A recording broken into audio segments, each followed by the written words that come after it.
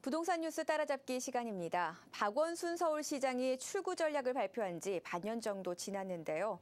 이 뉴타운 출구 전략 얼마나 진척을 보이고 있을까요? 뉴타운 출구 전략 점검해보는 시간 갖도록 하겠습니다. 도움 말씀에 정기영 해설위원 나오셨습니다.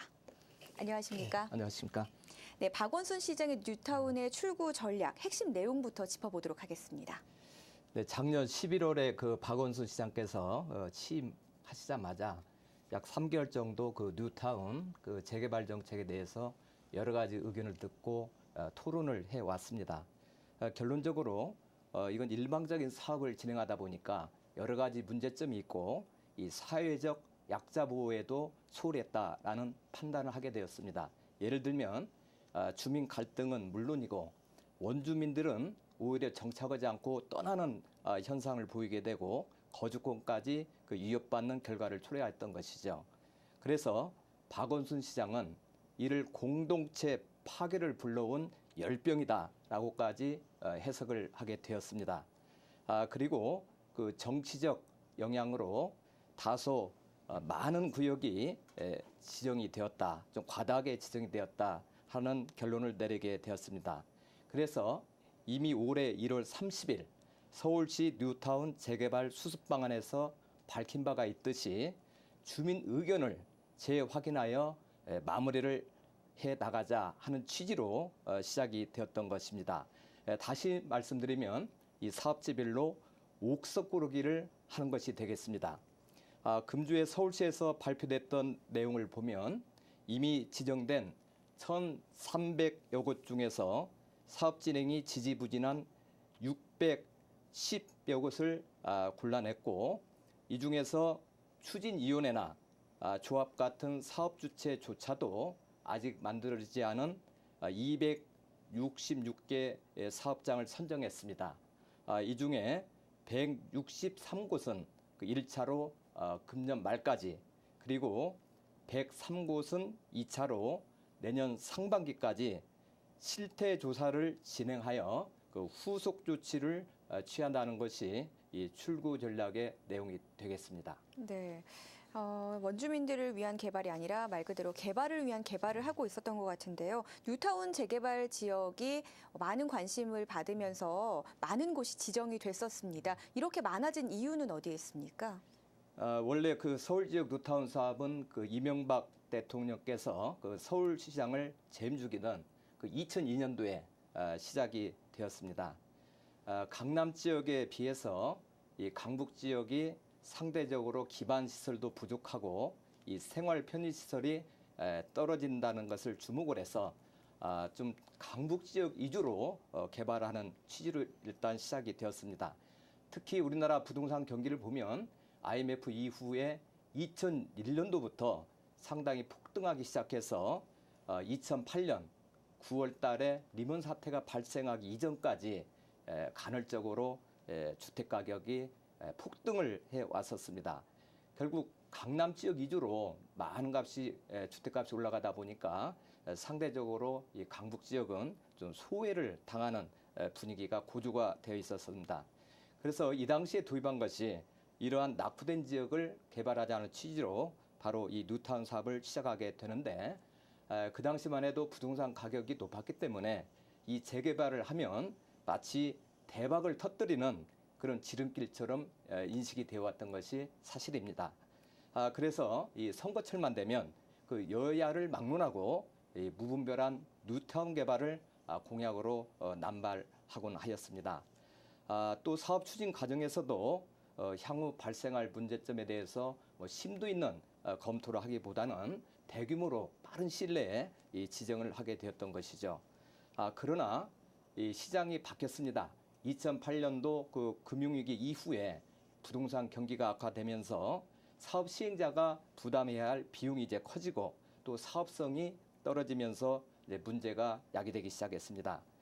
부동산 경기 부진에 따라서 그 조합원이 물량 그 가져가는 물량 외에 그 일반 분양분을 가지고 이 비용을 충당하게 되는데 이 가격이 떨어지니까, 일반 분양가가 떨어지니까 조합원 그 분담금이 증가하게 됩니다. 결국 사업을 해도 오히려 내 집은 내놓고 빚을 떠안는 사태가 되는 것이죠. 그래서 현재는 이 시장이 바뀌었기 때문에 과거에 처음 시작했던 취지와는 반해서 오히려 일부 지역 주민들이 굉장히 불만을 토로하고 있고요. 그 외에도 그 재개발 이주 철거에 따른 그 저소득층 세입자 전세 난민화 같은 또 사회적 문제가 부가적으로 발생하게 되었던 것입니다. 네, 뭐 총 1,300여 곳에 달하는 지역들이 지정이 됐었는데 뭐 지지부진한 곳이 거의 610여 곳이 된다고 합니다. 반절 정도가 되는데 벌써 구역이 해제된 곳도 있다고요?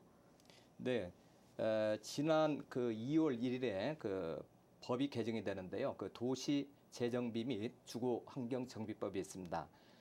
이 법을 개정하기 이전에 그 토지 등 소유자 30% 이상 동의를 받아서 이미 해제를 요청하였거나 또는 그 구청장의 설문조사로 주민 30% 이상이 해제를 요구한 곳이 현재 18곳에 이르고 있습니다.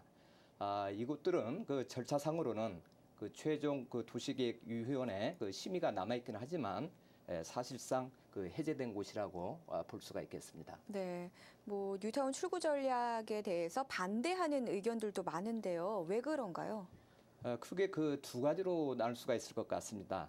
미시적으로는 그 당사자들 입장에서 이들은 이제 뉴타운 재개발 정책을 믿고 이미 투자하고 기다려 왔던 분들입니다. 그러나 정책이 일관되지 않는 것에 따른 혼란이 있을 수 있고 또 일부는 또 실망감도 느끼고 있는 것이죠. 더욱이 그 정비구역이 만일 해제가 되면 그 노후된 건물이기 때문에 이 거래도 만만치 않습니다. 그렇기 때문에 이 집값이 이제 하락하는 이제 경향이 있을 것 같다 하는 우려가 있고요.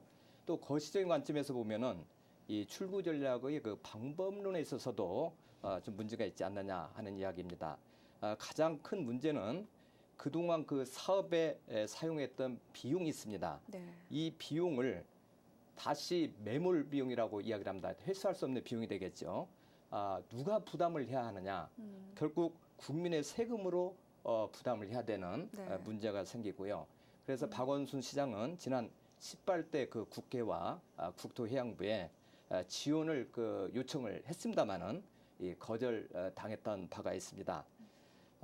또 이 재개발 재건축하면은 일반적으로 그 공공성이 크다라고 인식을 할 수 있지만 실제 절차상으로 보면 그 내면에서는 그 민간 개발 성격이 또 없지 않아 있습니다. 그런데 이런 국민 세금을 내고 과연 민간 개발 사업을 어디까지 지원을 해야 할 것인지에 네. 따른 그 국민의 그 공감대 형성도 필요하다고 보고 있습니다. 네. 최근에 서울시가 뉴타운 재개발 구역 중에 28곳에 대해서 오는 12월까지 앞으로 어떻게 할지 그 진로를 결정한다고 네. 하는데요. 이번 내용은 어떤 건가요?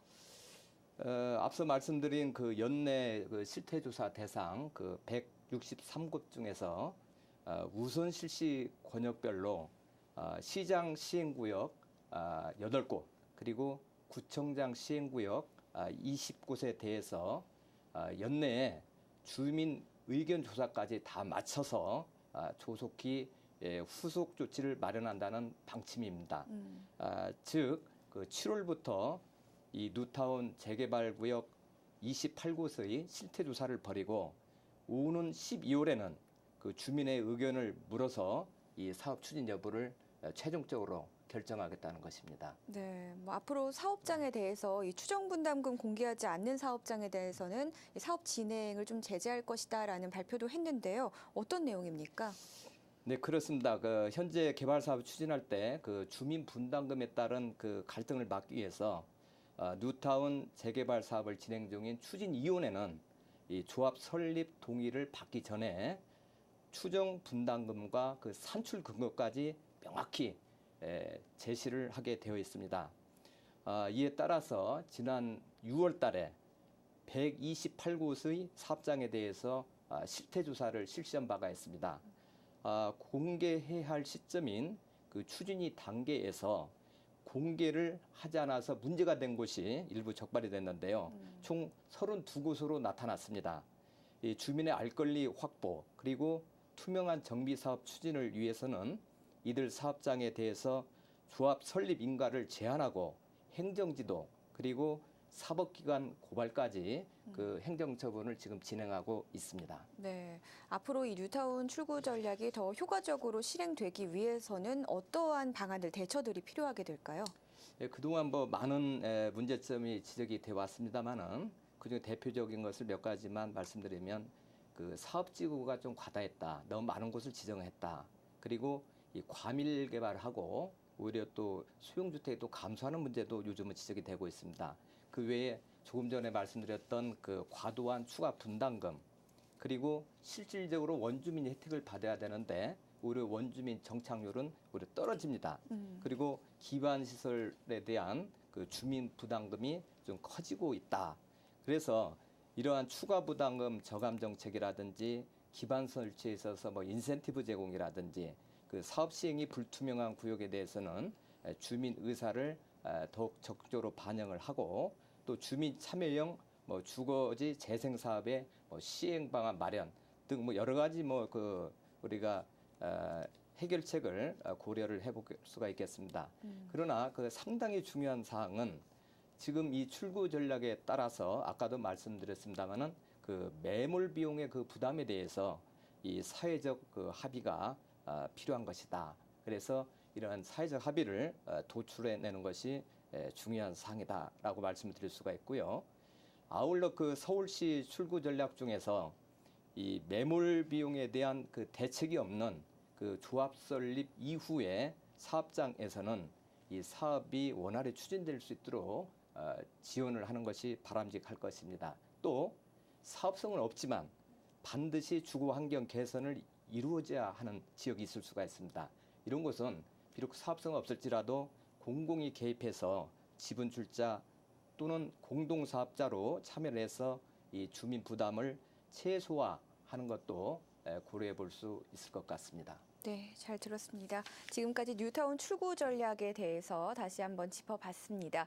이제 강남 재건축 시장에 대해서 알아보도록 하겠습니다. 최근 경매 시장에서 대치동 은마 아파트가 감정가보다 매우 낮은 가격에 낙찰됐는데요.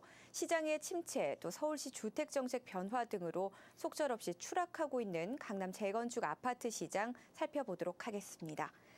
네, 강남 재건축 아파트 매매 시장 동향부터 살펴보겠습니다. 네, 오늘 뭐 뉴스에서도 보도되는 내용을 보니까 대부분이 매매가, 전세가 하락, 그래서 부동산 경기가 아주 심각하다는 내용들이 거의 뭐 대부분이었던 것 같습니다. 재건축 시장도 마찬가지입니다. 강남 재건축 아파트 시장은 지금 지속적으로 하락세를 보이고 있습니다. 지난주에는 작년 12월 9일 이후에 즉 28주 만에 가장 큰 폭으로 가격이 떨어졌습니다. 예를 들면 강남구 개포주공 아파트의 경우에는 전용 면적 11평짜리가 일주일 새에 그 5천만 원까지 하락을 했습니다. 강남, 서초, 이 송파 등 그 강남 재건축 아파트의 주간 매매가 변동 상황을 살펴보면 올해 1월부터 현재까지 즉 7개월 그 28주 동안 이 매매가가 상승한 기간은 딱 4주, 약 1개월 정도에 불과했습니다. 그리고 나머지 6개월 동안은 매매가가 떨어진 것으로 조사되고 있습니다. 상승한 주도 딱 4주였지만 배경을 보면 지난 4월 11일 그 총선 때 잠깐 올랐고요. 그 다음에 5.10 부동산 대책이 발표된다라고 할 때에 규제 완화에 대한 기대감으로 일시적으로 반짝 상승을 한 바는 있습니다만은 그 후 하락세가 가파르게 지속된 것을 알 수가 있습니다. 예를 들어서 강남 재건축 아파트는 그 평균 시세가 금년 1월에는 평당 3,200만 원꼴이었습니다만은 현재는 3,056만 원 수준으로 연초보다 약 5.5% 정도 하락한 것으로 나타나고 있습니다. 네, 최근에 몇 년간의 추이를 살펴봤을 때 강남 재건축 시장 매매가 추이가 좀 많이 하락하게 된 건가요? 어떻습니까? 예, 올해 강남 재건축 아파트 시장은 저희가 이야기하는 2008년도 금융의 리먼 사태 때 직후 수준까지 떨어졌습니다. 리먼 사태가 발생한 2008년부터 연도별로 1월부터 7월까지 그 주별로 즉 주간 강남 재건축 아파트 그 매매가 변동 상황을 살펴보면 현재가 가장 최악의 상황이다. 이렇게 말씀을 드릴 수가 있는데요. 참고로 연도별로 한번 보겠습니다. 2008년도에는 1월에서 7월까지 즉 28주 동안 한 20주 정도 하락을 했고 상승 기간은 한 8주 정도였습니다. 그 이듬해인 2009년에는 상황이 역전됐습니다. 그래서 하락 기간은 딱 3주에 불과했고 25주간이 상승을 했습니다. 사실상 리먼 사태 이후 현재까지 볼 때 이때 2009년도에만 재건축 시장에 좀 햇볕이 비친 때가 아닌가 이렇게 지금 분석을 할 수가 있고요. 2010년도에 들어서서도 다시 약세로 돌아서서 19개 주가 주간이 하락했고 딱 9주만 상승한 결과가 나왔습니다. 작년에는 이 침체골이 더 깊어졌습니다. 네. 28주 중에 23주 동안 하락, 그리고 5주 동안만 이 상승을 했던 것이죠.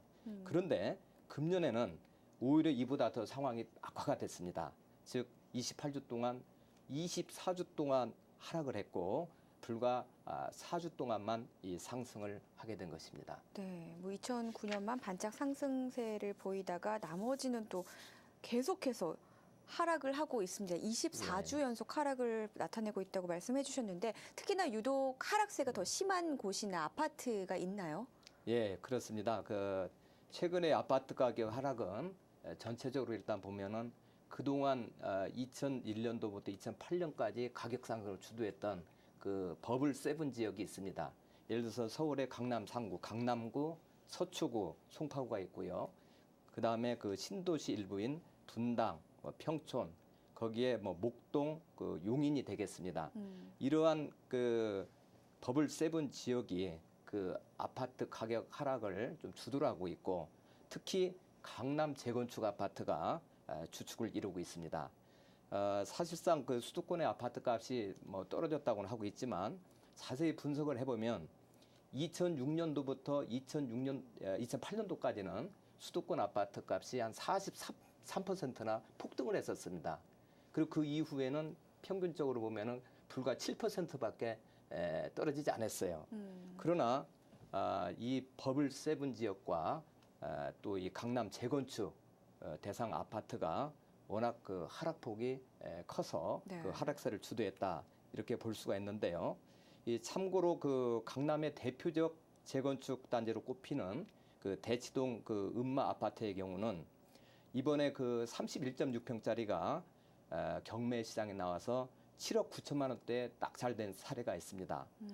이것은 가장 최고가였던 2006년 말 가격, 즉 13억 5천만 원이었는데요. 그 가격에 비해서 보면은 불과 50% 수준, 즉 절반이 떨어졌다 이렇게 볼 수도 있는 사례가 되겠습니다. 네, 뭐 경매 시장에 나왔다고는 하지만 고가 아파트였던 것 치고는 상당히 많은 하락폭을 예. 보였습니다. 이렇게 강남 재건축 시장의 하락세가 멈추지 않는 이유는 어디에 있습니까?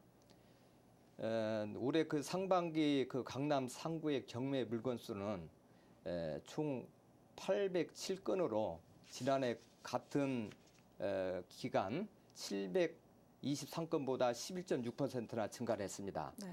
그래서 이런 그 가격 하락이 이 경매 시장에도 이어지고 있는데요. 네.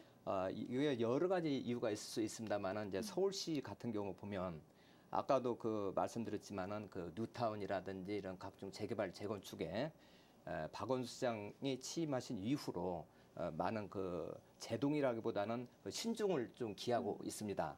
그래서 속도가 제대로 나오고 있지 않고 네. 또 한강변 그 개발을 이 전면적으로 재검토하고 있습니다. 그뿐만 아니라 개포 주공 아파트를 중심으로 이 소형주택 비율을 올리고 있고요. 또 여러 가지 그 재건축 사업을 그 좀 규제를 좀 강화하는 그런 분위기에 있습니다. 이러한 여러 가지 요인들이 있고 가장 큰 것은 현재 부동산 경기가 잘 아시다시피 꽁꽁 얼어붙어 있지 않습니까? 네. 이렇게 경기가 침체된 상황에서 새로운 매수자들이 거의 없다는 것이죠. 그런데 이거 한국적인 실정뿐만 아니라 또 세계 경제도 상당히 불안한 상황입니다. 그래서 일반 그 매수 세력이 일단 전부 다 가라앉아 있고 이런 전반적인 그 시장 분위기가 바뀌어야만이 좀 회복이 되지 않겠는가라고 관망을 하고 있습니다. 네, 뭐 특히나 아까 언급하신 대로 서울시의 주택 정책이 좀 변화가 되면서 이런 흐름이 나타나고 있는데요. 그로 인해서 실제 재건축 시장엔 어떤 영향이 나타나고 있나요? 일단 건설업체들이 참여를 해서 개발 사업을 재건축 재개발 사업을 이끌고 있는데 네. 일단 전부 다 건설회사들이 기피하는 경향이 있습니다. 왜냐하면 일단 수익성이 나빠졌기 때문입니다. 예를 들면 GS건설 같은 경우는 작년에 그 도시 정비 사업에서 한 10곳 정도를 그 수주를 해서 1조 3천억대가 되겠습니다만은 열심히 이 분야에 참여를 했는데 금년에는 4건에 불과합니다. 또 삼성물산 건설 부문도 금년에 그 신규 수주가 한 건도 없습니다. 이 분야에서요. 네. 이 현대 대림산업도 여러 가지 조합에서 까다롭게 요구하는 이런 그 도시정비 사업은 가능한 한 참여를 하지 않겠다는 방침입니다. 대우건설 같은 경우도 최근에 그 강동구 고덕주공 재건축 사업 수주를 사실상 그 포기한 그런 사태까지 일어났습니다.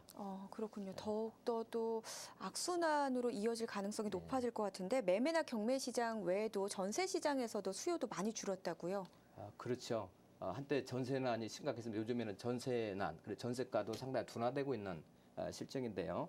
이것은 여러 가지 이유가 있겠습니다만 일단 계절적으로 그 현재는 이동 수요가 많지 않고 또 근래에 그 1, 2인 주택을 많이 공급을 했습니다. 도시형 생활주택, 오피스텔, 그리고 원룸 다가구 주택 같은 것을 많이 공급을 했고 아파트 입주 물량도 많이 늘어나기 때문에 이제 공급 여력이 많이 충분해졌다 이렇게 볼 수 있고요. 8월 이후에는 약간 그 전세 수요가 증가할 수는 있지만은 하반기에도 그 입주 물량이 여전히 많습니다. 그리고 아까 말씀드린 그런 뉴타운 뭐 출구 전략으로 사업이 어려워지니까 그 이주 수요가 또 발생하지 않는 것이죠. 그래서 현재 그 전세 시장도 수요가 많이 줄었다 이렇게 보고 있습니다. 네. 앞으로 이 강남 재건축 시장 어떤 행보를 걷게 될까요? 지금 일부 재건축 아파트 가격이 금융위기 직전 수준까지 하락했다라고 아까 말씀을 드렸습니다. 이 거래 부진도 계속 지금 지속이 되고 있고요.